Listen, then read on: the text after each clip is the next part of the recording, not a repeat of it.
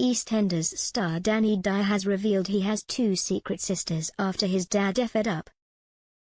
The Mick Carter actor was speaking about his siblings on his podcast with daughter Danny, Sorted with the Dyers. During a segment, Danny and Danny were discussing a listener's message, who wondered if they should reach out to their dad who had recently started a relationship with a new woman. Danny answered and said, "It's a tricky one. I had a bit of this as a kid too. My old man, who I love very much and who I talk about quite a bit on this podcast, he fed up. He fed off when I was 9 and he was basically seeing someone else and he was living two lives. He had 2 children with someone else and he was living 2 different lives. It was like a double whammy really.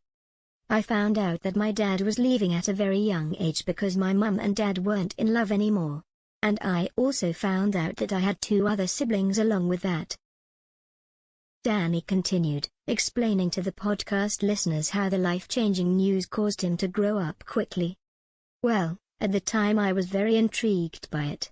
I was like, what do you mean I've got 2 other sisters? One of my sisters was I think maybe 5 years younger than me, and the other was 10 years younger. It makes you grow up quickly, I'll tell you that, because you're starting to talk about adult stuff at such a young age." Back in 2016, Danny featured in an unforgettable episode of Who Do You Think You Are?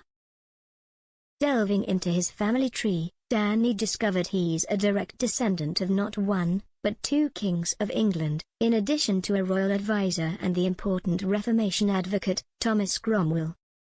At the start of January, EastEnders confirmed Danny Dyer would be leaving his role as Mick Carter after playing him for 9 years. A spokesperson for EastEnders told metro.co.uk at the time, "Danny will be leaving EastEnders when his contract comes to an end later this year.